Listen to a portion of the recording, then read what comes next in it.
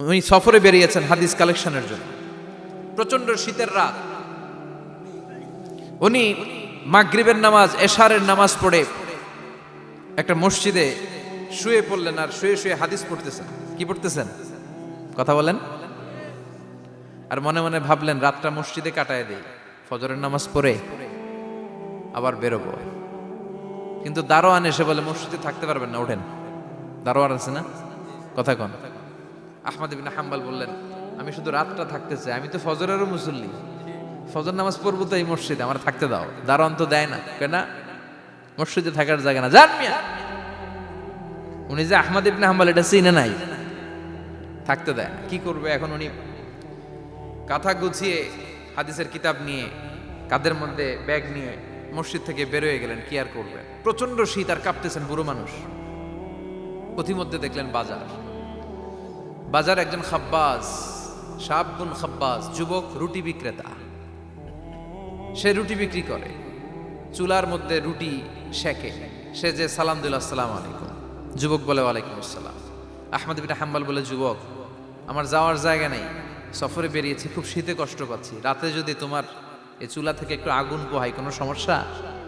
যুবক বলে না না সমস্যা না, আহলান ওয়া সাহলান, খোশ আমদেদ, আসেন আসেন, আপনি আগুন পোহাইলে আমার সমস্যা কি? সুবহানাল্লাহ পড়েন।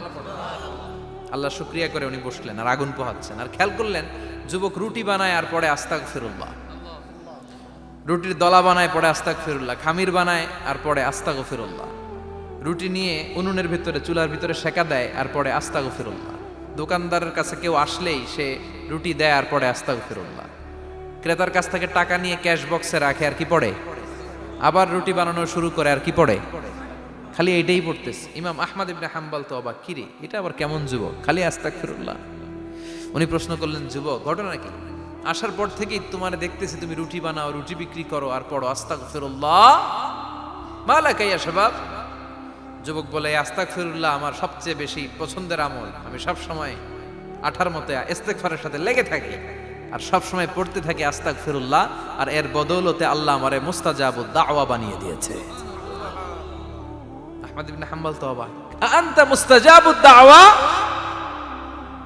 তুমি মুস্তাজাবুদ দাওয়া, রুটিওয়ালা। আমি এত বছর হাদিস পড়াই, আমিও তো মুস্তাজাবুদ দাওয়া না, আর তুমি রুটি বেচো বাজারে, তুমি মুস্তাজাবুদ দাওয়া, তুমি দোয়া করলে সব কবুল হয়ে যায়। যুবক বলে নাম আনা মুস্তাজাবুদ দাওয়া, আমি আমার জীবনে যত দোয়া করেছি কবুল করে নিয়েছে কে? সব দোয়া কবুল করে নিয়েছে আল্লাহ, একটা দোয়া ছাড়া। কয়টা? আহমদ ইবনে হাম্বলের কৌতূহল, কিউরিসিটি আরো বেড়ে গেল। কি? সব দোয়া কবুল হয়েছে, একটা দোয়া ছাড়া। মাযালিকা দোয়া ইয়া শাব, কি সেই দোয়া? যুবক এবার বলতে শুরু করলো আমার জীবনে যে দোয়াটা আল্লাহ কবুল করে নাই সেটা হচ্ছে আমি আল্লাহর কাছে অনেক চেয়েছি, অনেক দোয়া করেছি যে আল্লাহ, শুনেছি এই জামানার সবচেয়ে বড় মুহাদ্দিস, তার নাম নাকি ইমাম আহমদ ইবনে হাম্বল। আল্লাহ তোমার কাছে আমার চাওয়া আমি যেন এই ইমাম আহমদ ইবনে হাম্বলরে দেখে মরতে পারি, আমি যেন ইমাম আহমদ ইবনে হাম্বলের হাতে হাত রেখে মুসাফা করতে পারি আর তার কপালে একটা চুমু এঁকে দিতে পারি। আহমদ ইবনে হাম্বল আবেগপ্রবণ হয়ে গেলেন, চোখের পানি ছেড়ে দিলেন, বললেন যুবক তোমার এই দোয়াটাও কবুল হয়ে গিয়েছে। আহমদ ইবনে হাম্বলের দেখা আর সাক্ষাৎ পাওয়ার জন্য আহমদ ইবনে হাম্বলের বাড়িতে তোমার যাওয়ার দরকার নাই, আহমদ ইবনে হাম্বল তোমার দরবারে ছুটে এসেছে। আনা আহমদ ইবনে হাম্বল মুহাদ্দিসুদ দাহর, আমি নিজেই আহমদ ইবনে হাম্বল।